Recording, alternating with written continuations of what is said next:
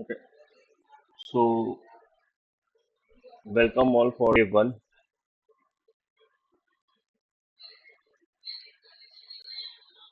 as Certified SOC Expert Module 1, the SOC concepts. Now, I would like to show you something. First of all, mm,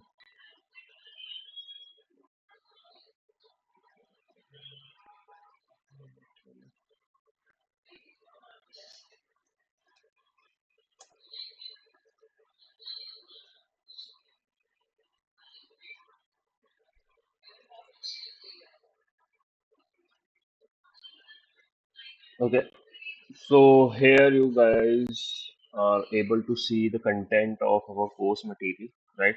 For which we are going to start. And here you can see that this is the CSC Module 1. Okay, so we will start with this CIA triad, type of hackers, SOC, why is it required? So I'm just giving you an overview that what we are going to do, okay, from where we are going to start and how we will proceed ahead with all these courses. Okay, the content which my team has designed for certified SOC expert, right? So first of all, we will start with the module one. Okay, so today we will finish the module one because module one is just a beginning. Okay, and this is just an overview you can say about the SOC, a bit about SOC, the threats, okay, incident events, log management, how actually we are doing and managing all these type of things within the SOC. Okay, so what is exactly log, right? Because most of the people are here, those who have experience, and most of the people are there, those might not be possible that they have the experience. So if this the content has been designed for all, as we have in the demo sessions as well. Okay, so we will work on incident investigations. What is investigation? What is event? True positive, false positive, right? Some common type of attacks, threats which the uh, an organization face. Okay, the common type of attacks we can say. Then we will move ahead with the networking in next class because if we are working on the module one, then this is very much important to understand it in a deeply manner, right? Then module two we will start and we will cover network part about it. The network fundamental is more important in SOC if you are working as a SOC analyst, right? Because you should have an idea about networking, how your devices are exactly communicating with your other devices and why they are doing so, right? And how exactly they are doing and how they are exactly sharing the data within the premises or on cloud or remotely, right? There are different type of uh, concepts which they are following if they are communicating within the organization or if they are communicating outside the organization, right? So the communication ports and protocols, the area of communication will be changed. Okay, then we will work on the lab part. Apart from this, we will work on the lab part. I will help you guys to set up the lab, right? I'm sharing this link with you so you can check it from your end once here in the chat, right? Okay. So you have the link now. Now let's go back to our module, Certified SOC Expert Module 1. Now first thing is CIA triad. CIA triad is, you can say that this is the standard thing which you can see in the cybersecurity field. Okay, I'm not saying that this is only important for the defensive people, means those who are working in SOC. Okay, and this is only important for those people, those who are working in forensic, no, or those people working in pen testing as a pen test, right? No. So this is the standard triad, or you can say three pillars of cybersecurity, right? So CIA stands for confidentiality, integrity, and availability. Okay. Confidentiality means the data should be confidential, right? Here you can see the confidentiality ensures that data remains secret and private, right? For an example, I will give you an example. Just like um, if you are working in an organization, okay, then that organization is sharing the data with you. Okay, the files they are sharing, Word files, presentation files, okay, Excel sheets if they are sharing with you, or you are preparing some of the Excel sheets. Then those Excel sheets or the application, whatever the thing you are using and creating the documents, then you are sharing those documents over the email, right? You are not using your personal email to share those documents. If you are working for an organization, you are using their own uh, email address, right? Their own domains. Okay. Whatever the organization name, suppose XYZ is the organization name, then you are using the domain XYZ, whatever the company dot XYZ.com. Okay. So the domain is related to that particular organization itself. Okay. And they are using most of the organization right now, they are using the Microsoft Outlook. Okay. So you are using those, but by default, they have the things like confidential. Okay, so whenever you will try to send any type of document, it the Microsoft Outlook automatically mark it as confidential. Okay, just because of the settings of the configuration the organization has made over the Outlook. Okay, standard configuration they have set, right? So this is called confidentiality. Whatever the document you are sharing within the organization, still it will apply the confidentiality, and you can even mark it as encrypted, so you can paste it as an password. Okay, you can lock that file and you can share it, there is no problem. Then that particular file, for that particular file, the password you can share to the person whom you are sharing the confidential file, right? So this is called confidentiality. Okay, so the if the file or any data is private, you should share with those people, those who are related to that organization. Okay, no unauthorized sharing. So might be possible you will be able to see that if you are sharing or sending any type of email outside your organization means your private emails. Okay, so that should be blocked. Okay, because it will be the breach of confidentiality of the data, right? So this is called confidentiality. Whatever things you are doing, whatever things you are sharing, that should be confidential to the organization. Okay. Second pillar is integrity. Okay. Integrity means they should not be tempered. In simple words, if I say, for an example, there is a data, whatever the file you have created in confidentiality, I told you, right? Whether it is PPT, Word file, or Excel file, for an example, right? Then that should not be tempered, means modified. Whatever the data you have put in that particular sheets, Excel sheet or whatever the data you are creating. Okay, even a notepad, that should not be tampered. Whatever the things you have marked in that in those sheets, that should be as it is if you are accessing those files again. Okay, okay, no modifications has occurred, right? The same thing I have written over here. Maintain the accuracy and trustworthiness of the data. It protects against unauthorized alterations or corruption, right? Regular backups and validation mechanism help maintain data integrity. That's why you will be able to see in an organization they are taking regular backups, okay, on monthly basis or quarterly basis. It is just depending on the policies, what are the policies they are following, right? So this is called integrity. Then there is availability, the third pillar of CIA tribe: confidentiality, integrity, and availability. Okay, which ensures the data is accessible when needed. Organization must prevent disruptions due to system failures, attacks, or other incidents. The best example of availability is there should not be any breach. Okay, if the data you are transferring to any other cloud means the backup. Okay, most of the organization are taking backup, not single backup, they are taking two or three backups. Okay, because you can see that ransomware is on its peak and they are right now targeting the banks. Okay, most of the Indian banks are also has become the part of this particular ransomware.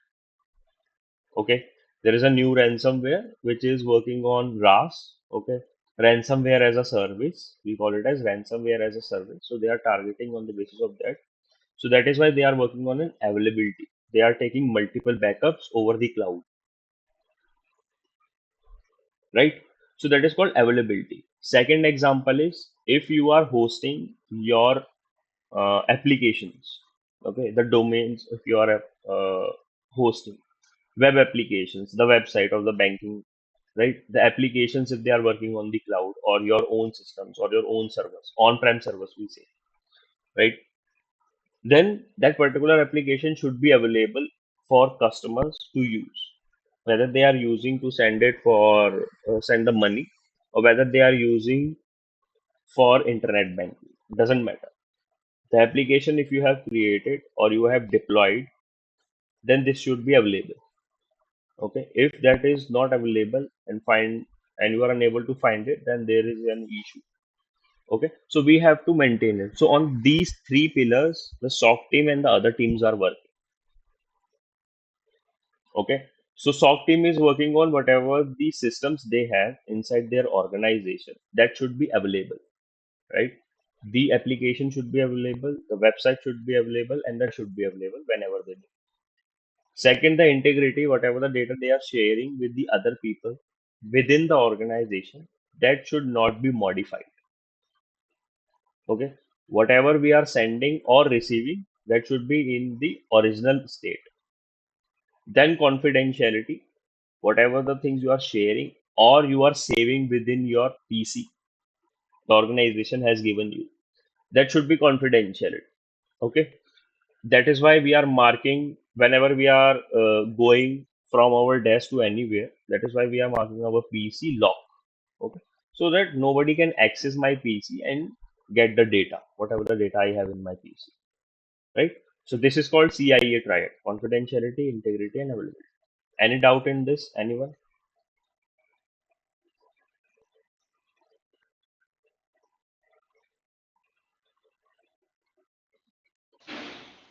No, it's okay. It's okay. Yeah. Thanks for your confirmation. Yeah. Now we have type of hackers. Type of hackers are like means what type of hackers we exactly have and their own functionalities inside cybersecurity. Okay. So basically, one is white hat hacker, second one is black hat hacker, and third one is gray hat hacker. Okay. Then each with distinct motivations and methods which they are applying to attack on any of the infrastructure, you can say, or any of the organization, you can say. All right. So first we will talk about white hat hackers. White hat hackers, just like if you are working for any of the organization, right? You are placed with one of the organization and you are doing testing, the vulnerability testing for that particular organization, right? And you have complete right to test the application, just like banking applications, if they are creating it, right? The software, if they have created the application they have created, if they have created a web application, if they have created a mobile application, then you will be responsible to check the security of those applications or whatever the tools or softwares they are creating, right? Apart from this, if they are working on networking side or whatever the things differently, right? So you will be responsible to test their own network, right? Network pen testing, or you will be responsible to do the server pen testing, whatever the thing is, right? There are some few type of checklists you will receive from the organization, and you need to run the basic checks for the network. You are working on network, for cloud if you are working on cloud security, right? For application if you are working as an app tester, right? Application security testing, right? So this is called white hat hacker. You are working associated with the organization, okay, and you are testing their own infrastructure, whether is there any vulnerability I have found or not. Okay, so these guys are white hat hackers. They are ethical hackers, basically, you can see. Second term, right? Then we have black hat hackers. Black hat hackers, just like these, are the exact cyber criminals, you can say. They have no ethics. Okay, whatever the things they have find over the internet are loophole. So they will try to steal the things. Okay, steal the data.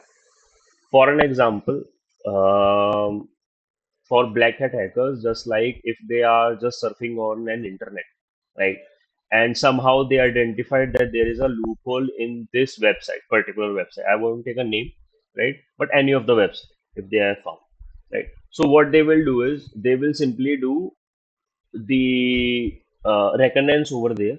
Okay, they will identify some more loopholes and they will identify more path. Okay, then they will target that organization and start doing the preparation for the attack. Okay, then black hat hackers are also like uh, whenever they are targeting the organization, somehow the recent trend is, whether you guys have seen or not, right, the recent trend is like the ransomware is targeting the banks, which I just told you, right? So how they are exactly targeting on? So the thing is, they are targeting with the help of the ransomwares, right? Somehow they have gained the list of the banks. Okay, now they have started the reconnaissance.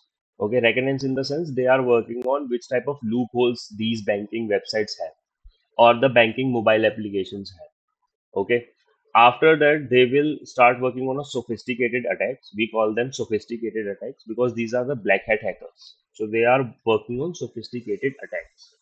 Okay, so they will prepare everything and then they will identify the loophole. Once they have identified the loophole, then they will run the attack over the banking website. Now it depends how they are running the attacks. There are so many different methods. If they are trying to be on the ransomware attack, then they will identify the loopholes and transfer the ransomware malicious funds, right? Now they can apply for the phishing attacks as well, right? So they will send a phishing link to the employees of that bank, and once they click, then they can get the remote access of that particular system, right? Then automatically the ransomware will spread over the network. This is the basic functionality of ransomware malicious file, right? So this is called black hat hackers. They are working on sophisticated attacks and they are professionals in it. Okay, and these are the most dangerous hackers, you can say. Okay, unethical hacker. Okay, then we have gray hat hackers. Gray hat hackers are, you can say that they are not even ethical and they are not even unethical, right? They are basically like they are lying in between. Okay, in between in the sense they are just working for an entertainment, right?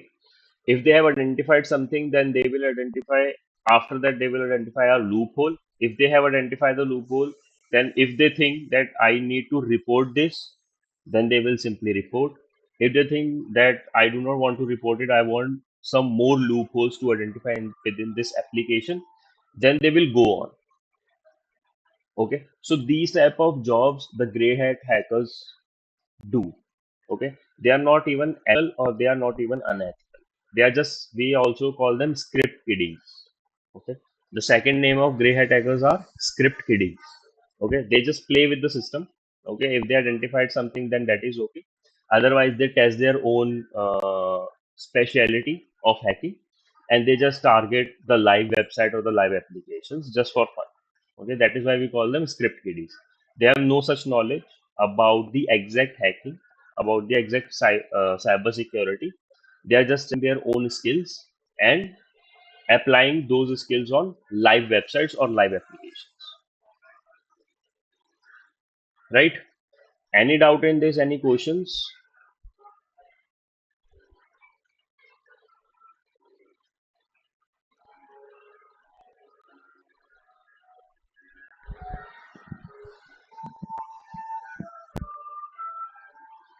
It's okay.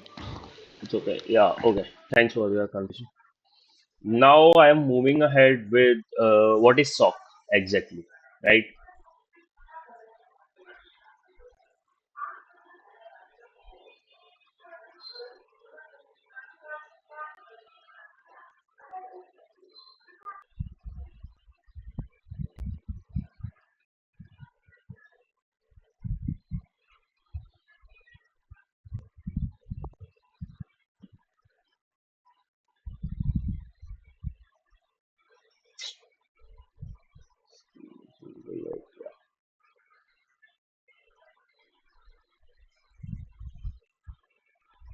Okay, I was talking on mute. Now we have, as per the content, what is SOC? Now the SOC is, we can say that it stands for Security Operations Center, right? And Security Operations Center is designed for defense of cyber criminals, you can say, or the cyber crimes, right? Whatever the threats or attacks we are receiving on real time, right? We are working on those mitigation, right? And we are working on defense, right? For an example, if the attack is going on, then we have a SOC infrastructure. Okay, Security Operations Center is an infrastructure for the organization. Then in the inside that organization, we call it as, in more professional way, we call it as MSSP, which is Managed Security Service Provider, MSSP. Writing in the comment box, MSSP, Managed Security Service Provider, for which you are working as an analyst, right? In an organization, if you are working as an analyst, then your organization is providing or working as an MSSP for your clients. Okay, Managed Security Service Provider. So they have already set up the SOC, Security Operations Center, and they have multiple devices inside that SOC infrastructure. Just like they have the firewalls, they have the EDRs, they have the XDR, they have the MDR. Okay, they have a SIM tool. Okay, so SIM tool, you can say that SIM tool is a heart of a SOC, right? Then we are buying the license of the SIM tools, whatever the SIM tools we have, right? So we have to deploy it. Now, once you have set up this particular infrastructure, now that particular MSSP is ready to provide the monitoring to all the clients, whatever the clients they are handling. Okay, and they will manage the complete infrastructure for those clients. Okay, whom they are providing the security. Okay, for whom they have developed the SOC, Security Operations Center. Okay, so this is called SOC. Now you will start working as a defensive side. So you will protect their data. Okay, you will protect their servers. You will protect their mobile applications. You will protect their domains. You will protect their uh, web applications. Okay, you will protect their user data. Okay, then you there it will come with the PC, whatever the PC they are using on the client side, right? Personal computer, laptops, desktop, whatever they are. Then you will protect for their active directories. Active directory are also coming under the SOC. You have a different type of roles and responsibility to protect the active directory. There are different type of as well. Okay, then the complete infrastructure will come once we join all those. Okay, if they are using a cloud based format, then the cloud based format will also come to you. Okay, now you will monitor 24/7. The SOC job roles are 24/7 for L1 or L2, right? L1 monitor 24/7, 365 days, right? There would be rotational shifts, so they are working on those. Then they will start working on a SIM side. They will monitor the alerts. Once we start the Splunk, then I will show you that how they are exactly doing it, how the alerts are triggering, and how they are responding to those alerts or investigations. Right? Second, the SOC mission is to detect, analyze, and respond to security incidents in real time. Okay, there is no gap in between. Everything you will get the alert, investigation, logs, events, all those things are in real time. Okay, there is no lag. If this has been happened, the alert will trigger in just a second. Okay, there is no lag. If there is a lag, then how we can respond to the attack? 5 minutes ago, the attacker has accessed the portal, okay, or the application. After 5 minutes, your SIM tool is getting the alert. Then this is still not a case, right? There is a biggest lag in between. Okay, so that is why SIM tools are designed in a way or configured in a way that they are getting the real time alerts at the second, at the moment that this threat has been happened or the attack has been happened. So you can respond it directly. Okay, in the meantime, we can say. Okay, there should not be a lag. It unifies cybersecurity technologies, ensuring a proactive defense against cyber threats. Whether in-house or outsourced, a SOC plays a critical role in safeguarding an organization digital asset. Same thing which I told you, that we have to ensure that this is proactive defense against cyber threat, whatever the threats are going on. Now the thing is, we are not just relying on the uh, alerts which we are getting into the SIM. No, we are also working on CTI, right? Cyber Threat Intelligence. CTI means Cyber Threat Intelligence, where we are working on IOCs and IOA, okay, indicator of compromise, indicator of an attack, okay, and we are designing our tool with the help of an attack framework where it will work on the TTP format, okay. Then on the basis of that, we are identifying the exact threats which are going on, okay, and we are safeguarding the organizational digital assets. So this is the part of a SOC. You have to protect your organization, what a condition is, okay, so you have to detect it and you have to apply the mitigation over there, okay. So we will go deep into IOCs, IOA, MITRE attack in coming modules. We have some modules which is designed for these purposes. CTI, cyber threat intelligence, okay, this also plays an important role in SOC. Then we have why is it required? Why the SOC is required? Why we have different type of roles in SOC? Okay. Why we are setting it up? Okay. And why we need it in today's time, right? The SOC plays an important role in any of the organization or for the organization. Okay. Just an MSSP, one is MSSP who is providing the SOC functionality. Second one is your client who is outsourcing this functionality to you guys for which organization you are working. Okay, now it is your responsibility to protect the data or protect the digital assets, right? Then there is a threat detection and response. First one, threat detection and response. So the threat detection is the biggest pillar, I say, in what to say, incident management. Okay, if you are not getting the detection, then there is a no purpose of deploying the SOC.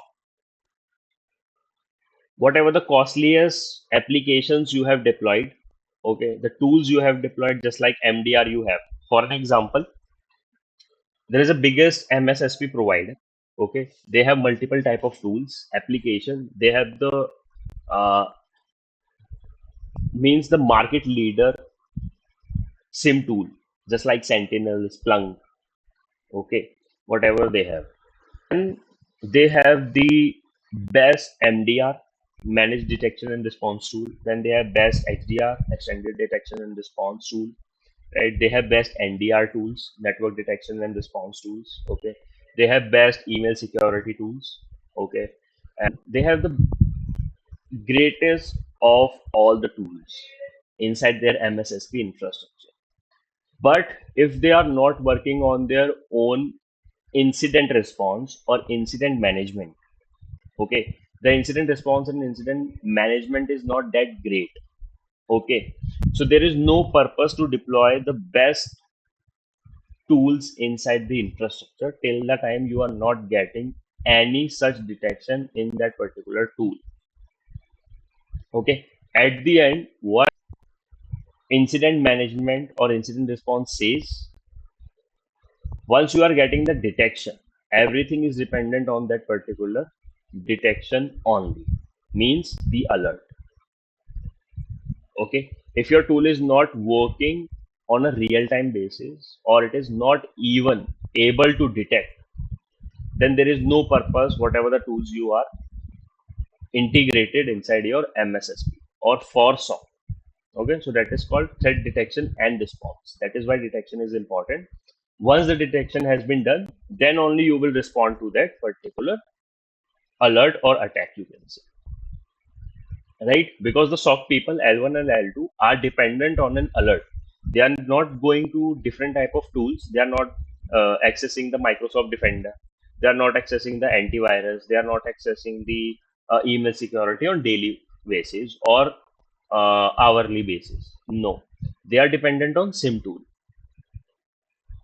Okay, just like Splunk, they are dependent on that. Now the admin has created the alert, but that alert is facing the lag. After 5 minutes, it is triggering. So that is a lag from our team. We cannot respond to those type of alerts which are not even detected. Right. So this is the same thing which they are saying, threat detection and response. Okay. Second, we have unified defense. Basically, we are here to defend our organization, infrastructure, digital assets, okay, or the data. By unifying and coordinating all cybersecurity technologies and operations, our SOC ensures a proactive defense posture against cyber threats. Okay, so SOC is for that. Whatever the cyber technologies we are applying within the operations, security operations, so we ensure that this should be a proactive defense side. Okay, or the people those who are working in SOC, they should be proactive while they are working in SOC or while they are active in their own shifts, right? Second, they should have idea about all the cyber threats. Okay, whatever the threat is going on, if the there has been happened, then there should be they should have an idea how I can mitigate. The first step, basically mitigation, in the sense you have to apply a first step.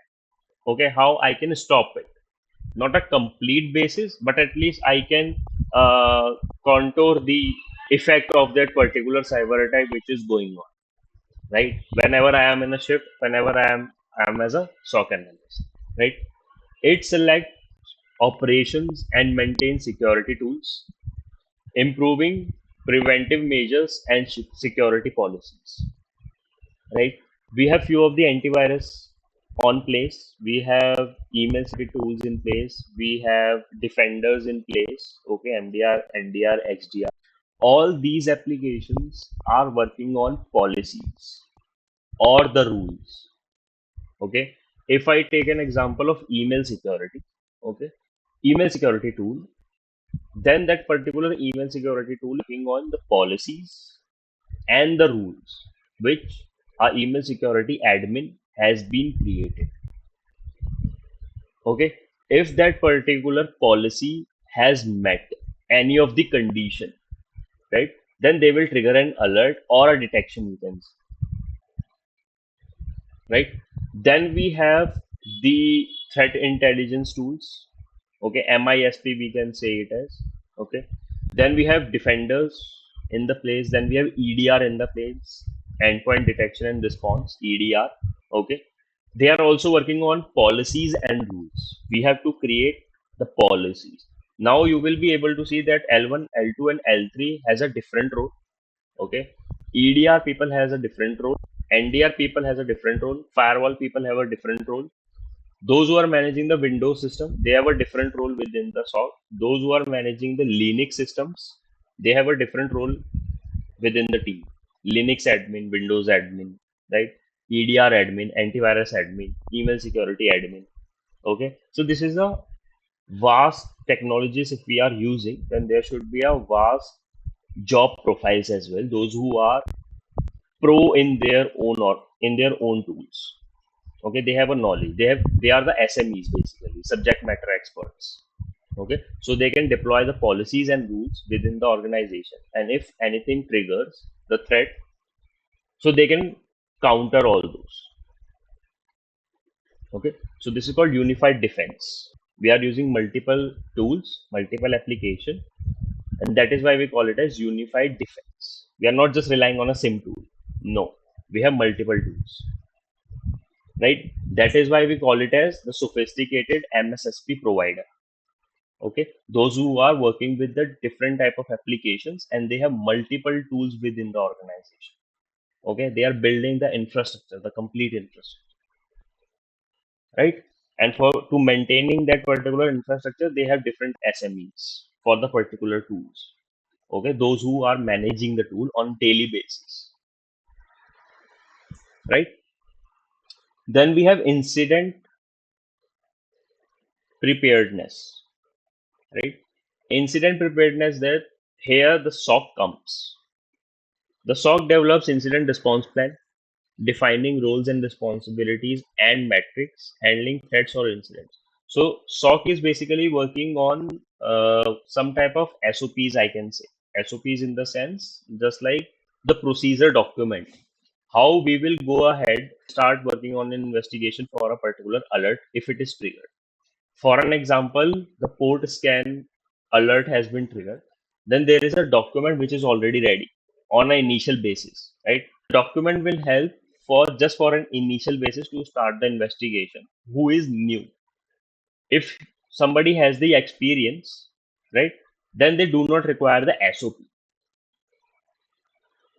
right? If somebody has the experience in SOC, basically, if they have the experience, they develop the SOPs for those people, those who are working as an L1 or those who are fresher in this organization, the field, SOC field.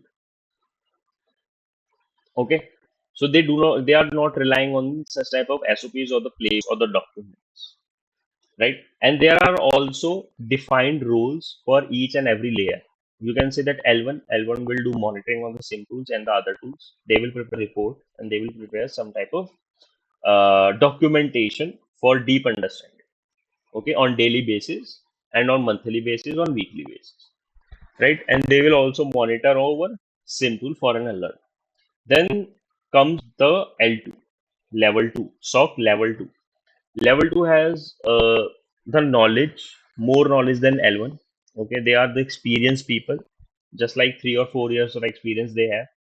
Then they will become the L2, SOC L2, level 2. Okay, with this particular experience, they have the experience to handle the alerts in a sophisticated manner without any SOPs. Okay, they already the idea how I can mitigate those and how I can go ahead with all these investigations by using the same tool, and how I can get the idea or run a very much sophisticated investigation by using different type of tools. The tools I talked about: EDR, NDR, XDR, MDR, SIM, okay, firewall, right? If there are event viewer or the server, how I can fetch the data from those servers. Okay, they have all complete idea. Then comes under L3, SOC level 3. L3 people are more experienced than that. They have 8 or 10 years of experience. Then they become the L3, okay, level 3. Then they are more sophisticated people, you can say, and they are the SMEs for the SOC. If L1 is unable to identify something, or if L1 is unable to investigate it, then they will transfer all the tickets to the L2. If still L2 is not able to identify the things, then they will transfer all those to L3. Okay, so basically in this course we are focusing on all these three levels: L1, L2, and L3. Okay, what L1 will do and how, what L2 will do and how, and what L3 will do and how. Okay, so this is called incident preparedness. How you will be prepared for an incident if it is happened within the MSSP. Okay, so any doubt in this? Anyone? Or am I good to go ahead?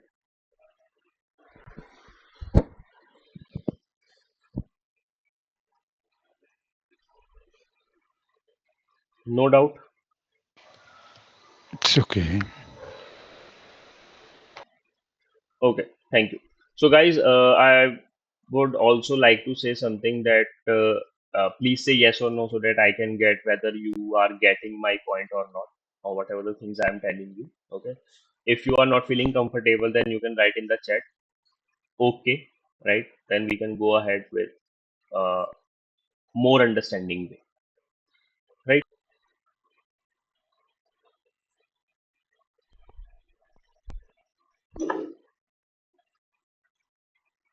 Now we have knock versus sock.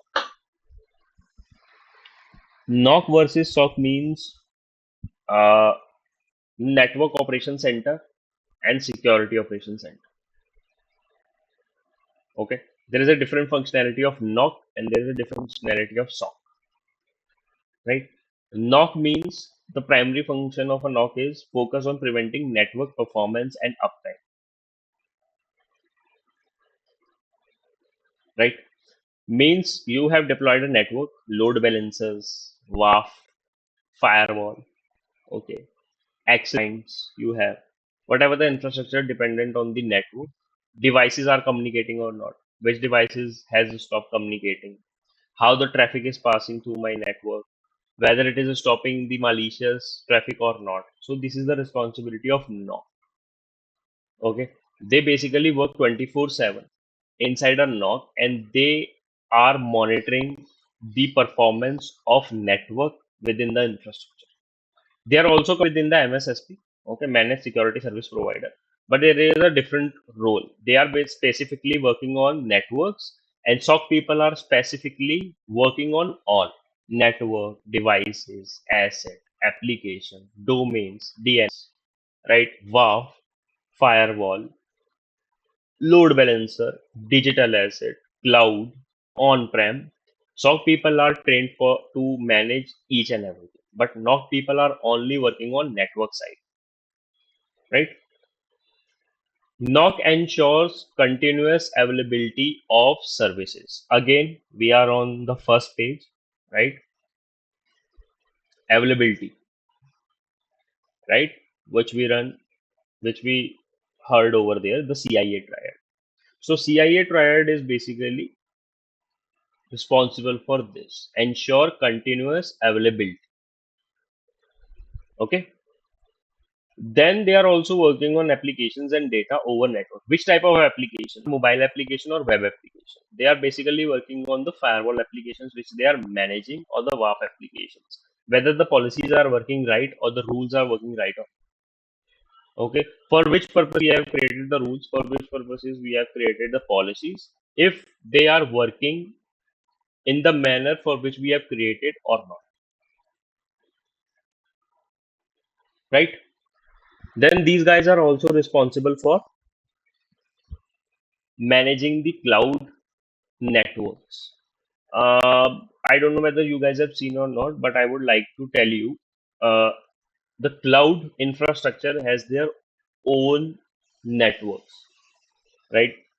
If you are working on AWS, or if you have worked on Microsoft Azure cloud, right?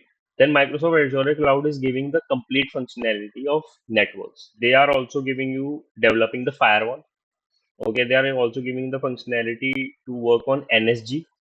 Inside Microsoft Azure, there is a term NSG, which is network security groups. Okay, so you can manage all your network security within the cloud, Azure cloud, with the help of NSGs, where you can create the policies. Okay, so these guys are responsible for that one as well. They can create the policies, whatever the traffic they want to block. If they think malicious, then they can block. These guys are responsible for those. Then third one is minimize downtime caused by network problem, performance issues, or operational disaster. So these guys are responsible for those. Just like I said, availability. Okay, availability is a more important thing inside a defensive side. Everything should be available. If any network goes down, if any asset goes down just because of the network, so these guys are responsible to work on this. Okay, so these guys are working on 24/7 and monitor the complete network, right? Then they monitor the network installation, maintenance, performance, and availability. They are also responsible for installation, deploying the policies, deploying the rules, managing those rules, managing the policies. Okay, creation, fine tuning. They are responsible for those. Okay, just for the network, nothing else. They typically focus areas: service and application delivery, operation, maintenance, and disaster prevention or recovery, just for the network, not for others. If they have the firewall, then they should have the idea whether my firewall is internet facing or not. Okay. The firewall which we are using, that should not be accessible over the private internet or the public internet, you can say. If it is private for us, then only we can access the firewall. Nobody from outside can access it or will be able to access it. So they are responsible for this particular things as well. And these are the typical focus areas for NOC people, Network Operations Center, right? Then we have the SOC. Okay. So which I already told you, Security Operations Center, what all the infrastructures we are managing and how we are exactly managing. We are also working on threat detection, installation, maintenance, monitoring, analysis, incident response, and forensics, right? The investigations we are running and the advanced analysis we are doing. Not that much forensic we are doing, digital forensic, taking the backup of the systems, taking the screenshots of the system, snapshots of the system. No, not that much forensic. The forensic team is totally different from SOC. Okay, but a little bit analysis we can also do. Okay, which we will learn in coming modules, right? How we can run those analysis within the SIM tool or within the our infrastructure, right? Then we will on continuous improve security architecture and infrastructure to protect IT resources. So here the L3 will work. Level 3, SOC L3 will work on a continuous improvement. So they will send the data or they will send the reports that our posture, the security posture is correct and we are moving ahead in a pace, right? And this is correct. So this is the responsibility of SOC level 3 person who is working as level 3, because they have the more experience in security and they already know that which is the posture is good for our organization. Okay. Any doubt in this? NOC versus SOC?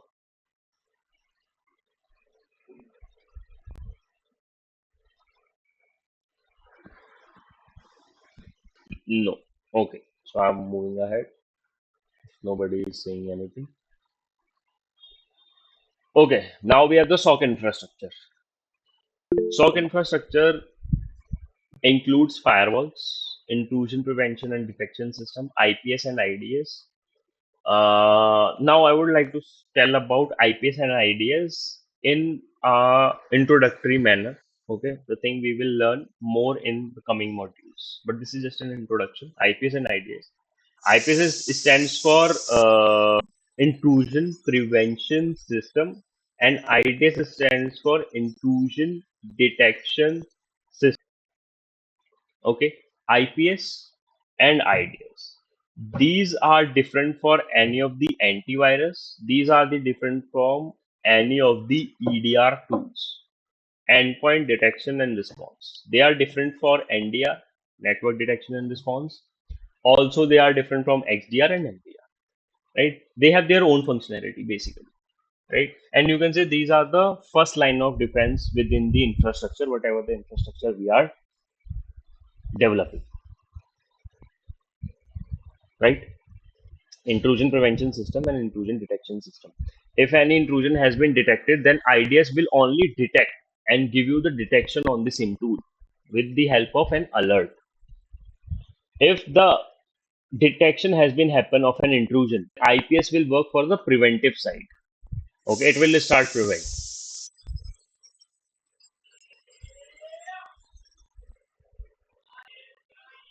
Okay, the preventive measure they will apply. Then how they will apply the preventive measure? This is again a question inside a SOC. How IDS will work and how IPS will work. So they are, in a layman term, they are working on the policies and the rules. We created a policy, we have created the rules, and on those basis they are working, right? The IDS and IPS. More deeply, we will go ahead in the coming modules, right? Then we have inside the SOC infrastructure,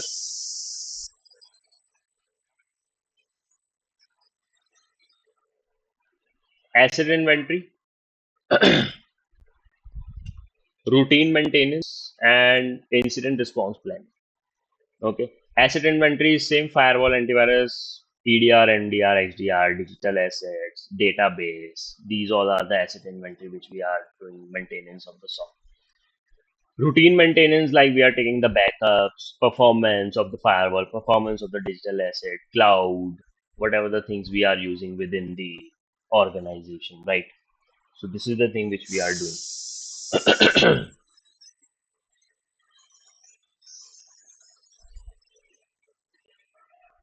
Then we are working on incident response planning. Okay. If we are maintaining those assets, if we are maintaining the backups, right, the data server, we call them database. Okay, then there should be an incident response plan, how we will protect those and how we can uh, working on the incidents, right? So this is our plan inside the software. Any doubt in this?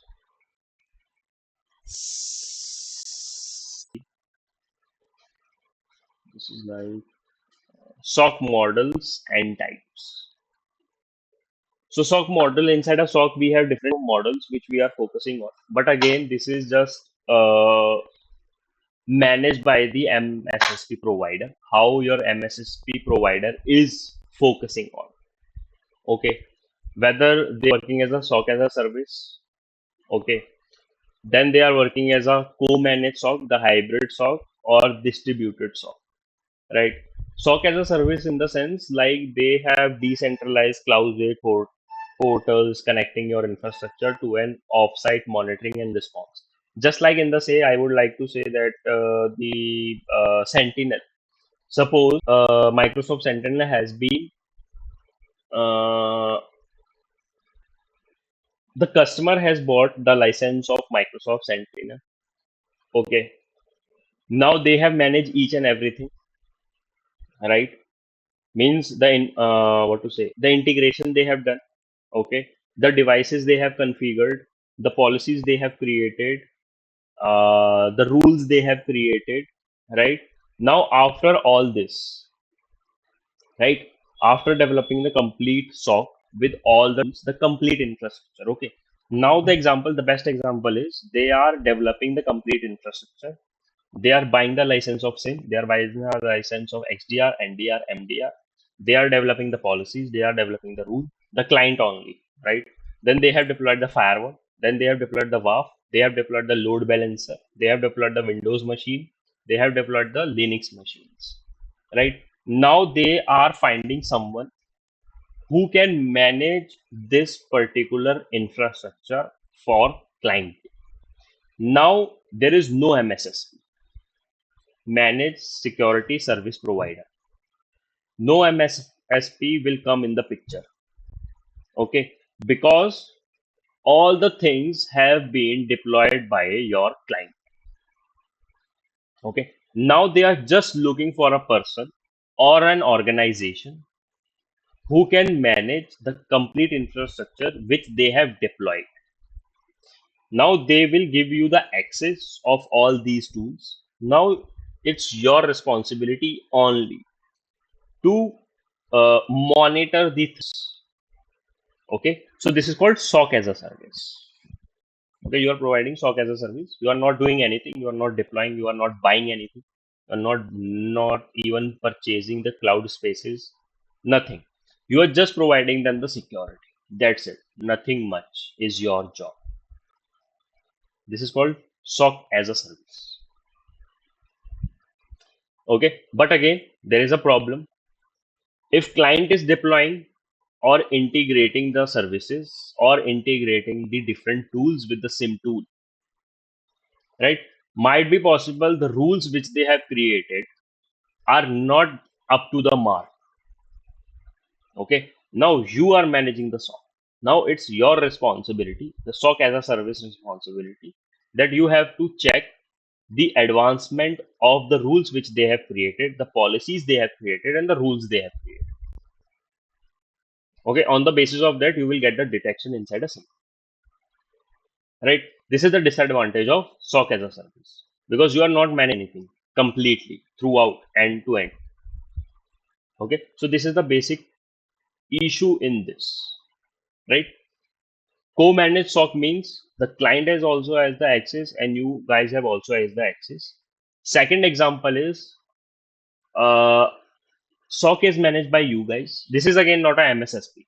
Co-managed SOC is no again not a MSSP. This means you are managing the SOC. Some domains you are managing it, and some of the domains other client is managing it. Means other organization. One is client in between. Now that client has distributed or divided the domains within the organizations. Okay, client has 4 locations. Suppose not 4 locations exactly. They have different type of assets, right? This is what I have seen when I was working, right? I have seen this one client, single location, single geolocation, but they have different type of devices. Suppose the network security and the email security. Okay, so this particular they have the different organization who is working on security for this particular tools. Okay, even they are managing different type of domains of the server, cloud and all, right? Second, they have given this second provider is who is managing the SOC, who is managing the on-prem server, not cloud, on-prem server, and they are managing the firewalls. Okay, so this is called co-managed SOC. One is client and two other organizations, those who are managing the SOC. Again, there is a disadvantage. Like if you guys are not managing the particular domain and that's been happened on that email security or the cloud, then every time you need to go to those people and whether they are replying or not, that is totally dependent on those. So this is the biggest disadvantage of co-managed SOC. Okay, but the advantage is uh, first of all the money. Okay, because client doesn't want to spend more money, so that is why they are dividing all those systems to each and everyone. Okay, then advantage is only for the client, not for the SOC providing the SOC infrastructure, right? Second, they are also not managing anything, right? And that is again an advantage for the client, right? Third advantage is for the SOC provider, those who are providing the infrastructure security to the SOC, is like you do not have to manage multiple domains. Okay, so you have only 3 to 5 domains, or most probably 6 to 7, which you have to manage. Other domains, the other people are monitoring. That is why you do not need some type of SMEs, or you do not have to pay to the too much people, right? Because you only have here to manage the L1 and L2 job role, and they can identify those people more easily. So this was the advantage and disadvantage of co-managed hybrid SOC, which we can say. Then we have a distributed SOC is just like decentralized resources across the organization. Again, there have a different type of organization, but the geolocation, not the asset, the digital asset. Digital asset have been identified within the co-managed SOC, hybrid SOC. But now there is a problem of location. Okay, the geolocation. One client, 2 locations. One is managed by the another MSSP, and second location is managed by the another MSSP. If something has happened, right, then they will again coordinate with each other. Okay, this is again get a very much time. Okay, to communicate with each other, right? Then distributed SOC is also not good. If you are taking if you are an SSP, right, and if you are working for a client, then this is a very much biggest advantage if you are managing the complete infrastructure, because everything is in your hand. You can manage it according to you. Okay, but if it is distributed, then you are not able to manage according to you. You have to rely on the different organization or the team to manage such type of SOC.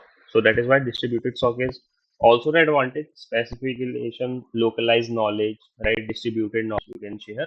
But again, there is a disadvantage of sharing the knowledge, sharing the documents, right? Availability of a person, availability of a SME, or availability of a L1 and L2 people to communicate if anything happens, right? Then we have concept of logging. First of all, I would like to tell you the logs. What are the logs? So the logs are basically, okay, I'm sharing my screen to show you the logs. Okay. Hmm, then might be possible you guys will get the complete idea. Where I'm going. Hmm,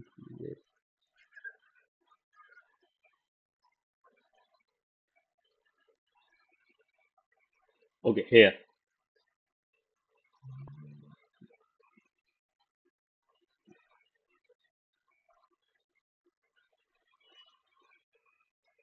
Okay. So here you can see the event viewer, right? Event viewer you can find in any of the Windows system, right? Or if you are using Linux system, then you just run the top command top, okay, and you will identify all the logs over, right? The processes, and you will see that what all the processes are taking which type of logs function. But here there is a UI, okay, so we can identify over here. So these are the logs: critical error warning, okay. These are the Windows logs. Going to Windows, application logs, security logs, setup logs, system logs, forwarded event logs. But we are not forwarding any of the event to any of the tool or somewhere. So that is why there is no forwarded events. Application logs, number of event 13,238. The logs we have, okay. Security logs we have, okay. Setup logs we have. Then we can simply manage all those within the system, okay. So these are the logs of application. It is loading as of now. Yeah, here classic log triggered on 4/8, which means today, okay. And source is edge because I'm running the edge, all right. So it is triggering an event. This is not an event, this is a log, okay. The difference between event and log is, these are the logs. Edge update, my edges need to update, right? Security center is running, VSS is running, system restore is running, security SSP running, okay. Now there are something which is going on. Now if I go to security, now these are the events which you can see. User account management, okay. I have accessed the account and these are the audit success, right? If I am trying to access some of the application, okay, and I am successfully access that particular application, now this is an event, not a log, okay. Event has been occurred. I have opened the application, that is not an event, that is a log. But if I am logging the application, successfully logged in, not successfully logged in, my account has been logged out, okay, or these type of things, so this is called event. Means from a log you are receiving a log, and from that particular log a event has been occurred, right? So this is a difference between log and event. The specific thing which you have did, that is called an event, okay. The logs are coming. Logs are very much simple. Wherever you are clicking, it is generating a log. You are opening an application, it is generating a log that this application is running. If you are running an update, then it will again write in the system that the update is running. Once the update has been finished, then it will again write a log, the update has been finished, okay. Application open, application closed, okay. Browsing is browsing this. So these are the logs, one by one, second by second, okay. But event happen not second by second, they are dependent on minute on it, okay. If I have opened the edge, log. If I'm running a website, log. But if my account has been logged out, then there is a event, something has been happened. So that is called event. Something has been happened unnecessarily.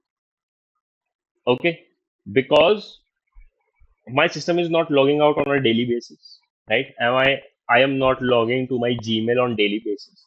This is again a event for them.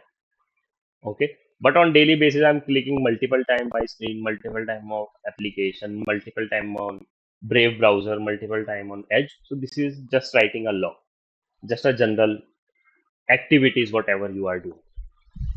Okay, this is called logs. Event mean something has been happened, okay, while using the system. That is called an event, right? So this is how you can see the event and the logs within your system. The same log we will try to transfer with Splunk. Okay, so the same log you will be able to see in Splunk. In coming modules, once we will set up the lab, I will show you how we can do all those, right?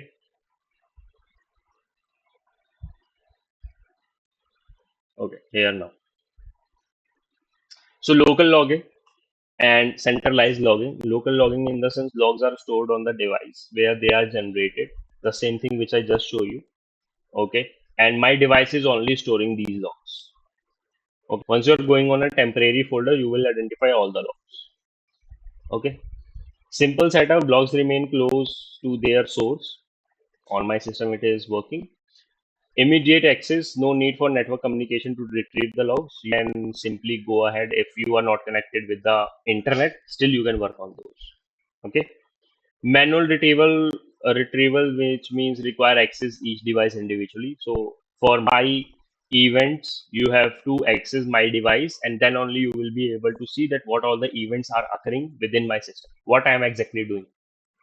Okay, limited view, just like I show you application security, there is a limited view.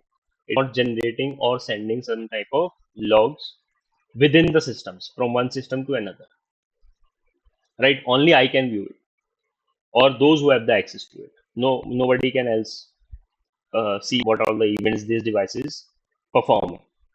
Right? Storage limitations. That is why to delete the temporary file, because our system will get slow. It is creating a temporary folder. It is creating a log folder. Right? So that is why we have to delete it on each and every time. Okay. There are the limitations for local logging. Then we have a centralized logging. Centralized logging is a simple example. The same device is sending all the logs and the events towards the SIM tool.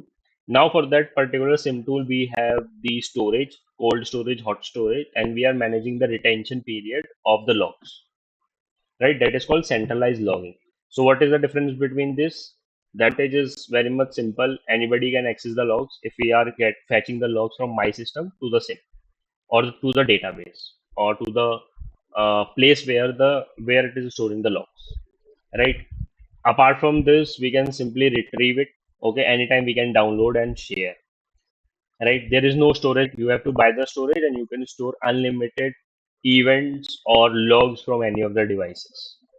There is also no limitations for the particular device. You can fetch the logs for Linux, you can fetch the logs for Windows, firewall logs you can fetch, database logs you fetch, application log you can fetch. There is no limit. So that is why we are working on centralized logging systems. Okay, and this is the difference between local logging and centralized. So inside a SOC, we are using centralized logging. Okay, inside SOC, we are not using local log. Any doubt in this, guys?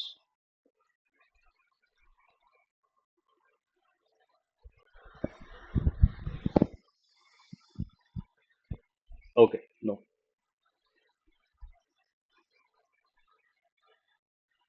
Log management.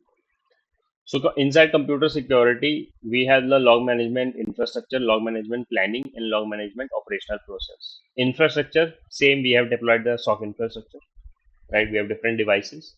We have storage, we have database. This is called infrastructure, right? From previous slides, we have already worked on infrastructure. Now we have a log management planning. Planning is just like if the data is more than 6 months or 1 year, then we are slowly deleting all those.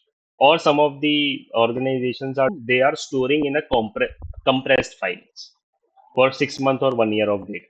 This is totally dependent on the policies of your organization. This is not fixed. There is no standard. Okay. Somebody is working on 3 months of retention, somebody is working on 6 month retention, and somebody is working on 1 year retention. Totally depends on the policies. Okay. But you have to work on a retention, right? Log retention, 3 months, 6 months, or 1 year, right? And you have to store those logs somewhere. So that is called log management planning, right? Then we have log management operational process. Operational process is like logs are coming into your system from different sources, and you are using all of those with the help of a SIM, and on those basis you are creating the rules and policies for them, so that you can get, if any event occur from that particular log which I just told you, so that you can get the alert.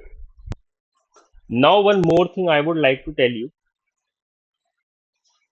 how alerts trigger inside a SOC, on the basis of log or on the basis of event. Anybody can answer this? How the alerts are triggering, on the basis of logs or the events? Anyone? Saba, Milin, Justin, Francis, Darshan. Anyone?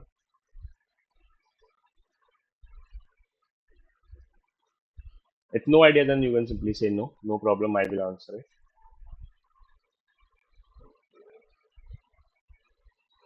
Okay. So basically, inside a SIM, it is triggering the alert on the basis of an event, on the alerts, not on the logs. Why is it so? Because we have so many logs for a millisecond.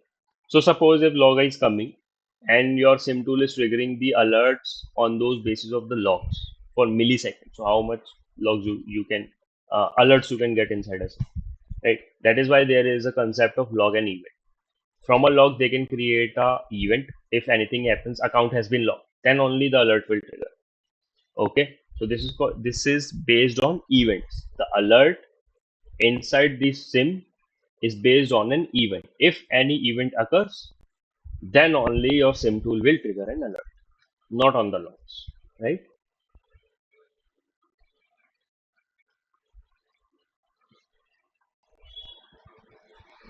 Incident and event. Now there is a difference between incident and event. Okay.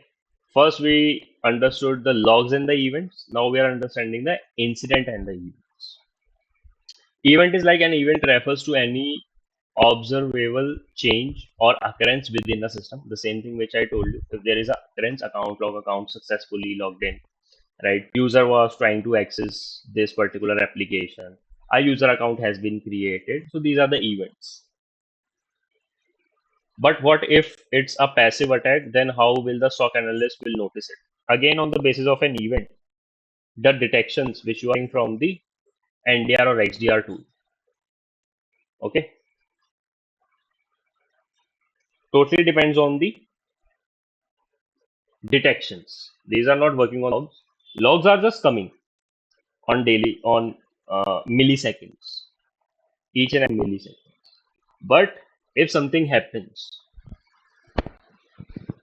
but if there is no event, this is not possible that there is not no event. If you are getting the logs, then it will trigger an event. If there is no event, there is a problem inside the SIM tool.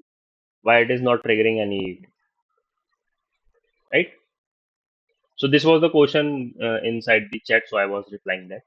Okay. Now come to that event.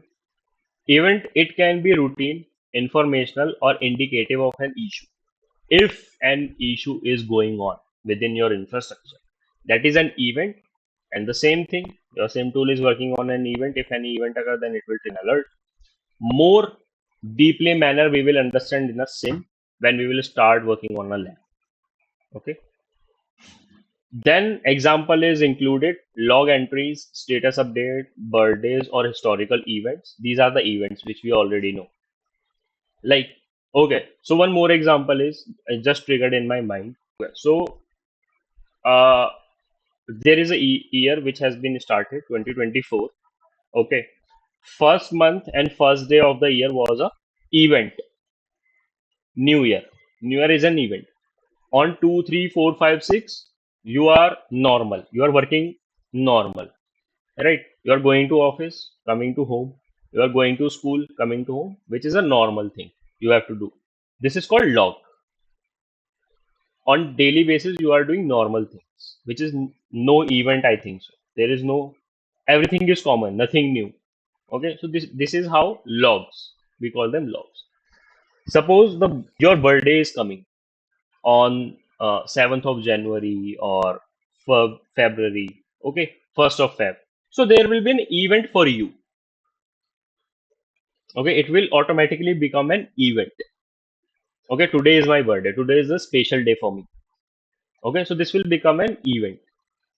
Okay, after finishing that day, your birthday, okay, then again you are starting working normally, going to office, going to school. This is again a law.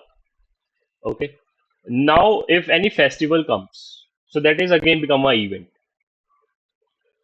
Okay, so this is the again difference between event and the logs and the incident. Okay, if there is an event and something has been happened for which you haven't supposed to, okay, for which you were not prepared, so that will become an incident. This incident has been happened on that day. Okay, we say na. So this is the incident. So incident will open inside your SIM tool. Okay, the logs are coming. You are going to office, coming to home, going to school, coming to home. Logs. One day has come for as your birthday. This is an event.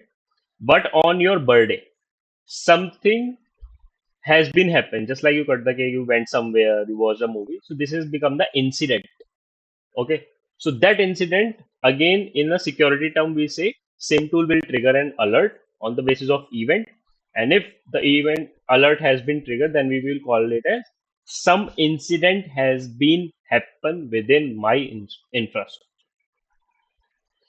Okay. So logs, events, or you can say incident or alert, whatever we say it incident, and in some organization we say it at alert. Okay. So the perfect term is incident, not an alert, incident. Okay. Any doubt in log, event, or incident, or any confusion? Let me know.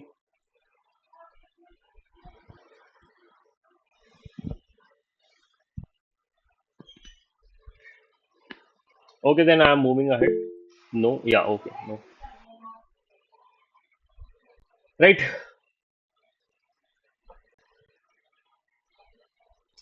True versus false incident categories. You have most probably you guys have already heard like true positive and false positive. Right. True positive is like if the event has generally occurred, okay, if something is really happened, if ideas has detected the intrusion, okay, if IPS has really prevented any such type of real intrusions, okay, if within the network you have seen the malicious communication, that is a true positive. You can see, okay, if there's an alert, then you will check on the different sources, EDR, MDR, XDR, firewall, right, networks. So you are able to see the network traffic. Okay, then there is thing like, okay, the event has been occurred, so this is a true positive. Okay, it truly happened, but false positive in the sense the alert has been triggered, but there was nothing, just like a malicious or a suspicious activity. Somebody else was trying to access it, but it is still triggering an alert as a malicious or suspicious activity. Then that is called a false positive. Then, if it is triggering the false positive alerts or the incident, then the admins will come in the picture. Okay, the SIM admin or the whatever the admins SMEs, then they will fine tune that particular rule and the policies within the system. Okay, whereas they will make your system capable to detect only threats or attacks within the system, not for the other things. If somebody you know from a team, they are accessing a website or they are general maintenance, right? And they are doing something, they are updating it, so it will trigger an alert, right? Somebody is accessing your web application from a third party malicious IP address, but whereas you already know there is a routine maintenance which is going on, right? So that is why they will work on a tuning of an alert, right? If so, they will basically add an exception. If this team is working within the this time frame, right? So there should not be any alert or an event. Okay. If something generally happens, whom which we do not know, on the basis of that, if it is triggering, then there is a true positive, right? Any doubt in this? True positive and false positive?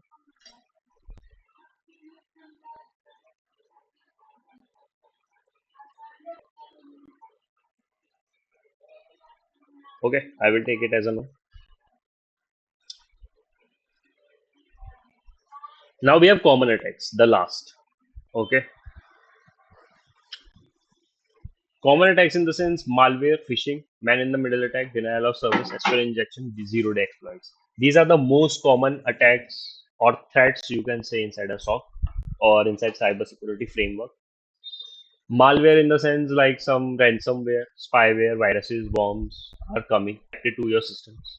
Okay, then malware is basically in a layman term such type of program or a script which is not meant for your system to be run, okay, or run some third party's application or take over your systems, right? This is a malicious script you can say, or the program you can say, for which you are not prepared, okay, and your system is also not prepared, because if you have deployed system which should work on a particular frame, okay, or for a particular software, then why something else is running and why it is communicating with the different networks? Because I haven't designed my systems to communicate with any of others. So this is a malicious script or a software which is running on the name of ransomware. Ransomware again is a malicious script. Ransomware, what ransomware is? Ransomware is nothing. It is just a script or a software you can say. Okay. Trojan is nothing. Malicious script or a code. Somebody has written the code, right? Spyware, viruses, worms. These all are the codes and the applications which are running maliciously, right? So that is called malware. Phishing, deceptive emails or messages aiming to steal sensitive information or install malware. So somebody is trying to phish the employee, and they are with the help of that phishing. If somebody is clicking on it, they will run the malicious scripts or the software within the system, for which the system is not meant for that. That is why we call it as suspicious or malware or malicious, right? Man in the middle attack, just like your system is communicating with the different system. For an example, a very much basic example, your router, Wi-Fi router, okay? Your Wi-Fi router, from your Wi-Fi router, sorry, from my system, how I am communicating with you guys from my system to you. Now the data is coming, my voice is coming in the in the form of packet going to my router or a Wi-Fi. Then from that particular ISP database or the ISP servers, then it is going to the Google database or the Google server. Then it is coming to the application server. Okay, so this is how the packets are going on. Now, if somebody is sitting on my place and they are looking into my router, they have gained the access, malicious access or the suspicious access. Now they can see whatever I am doing. They can listen the voice over calls as well. Okay, if you are using a internet for voice calls, then they can even listen those voice calls as well.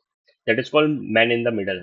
Whatever the websites you are accessing it, whatever the emails you are sending, if they are not particularly encrypted, right, then they can simply see those emails or the communication which you are doing over the internet.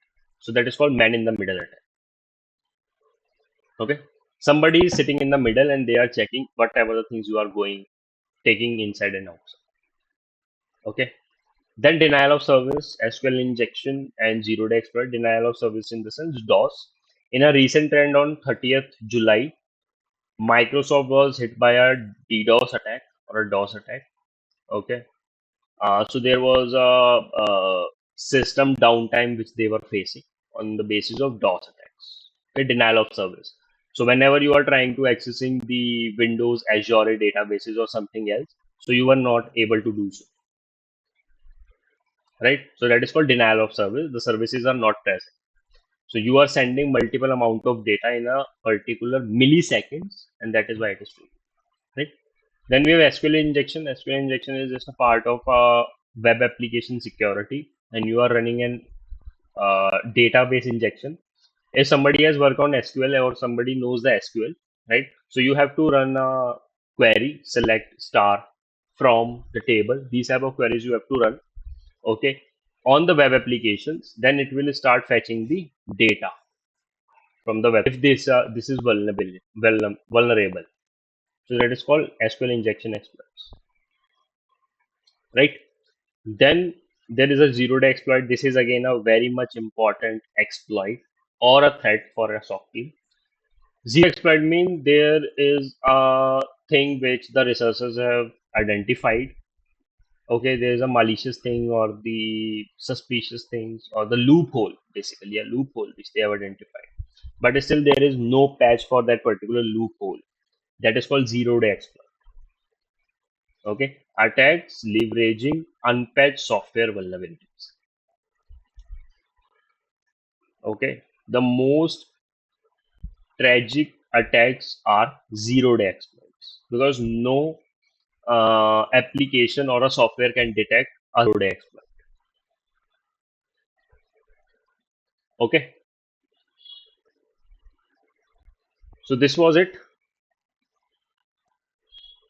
Now, if you guys have any doubt related to this particular module, module number one, please ask. And if you are, if you do not have any doubt, and I will send this particular PDF with you guys. Okay. Still, the doubt has been occurred or the confusion has occurred. You can contact me. No worries. Okay.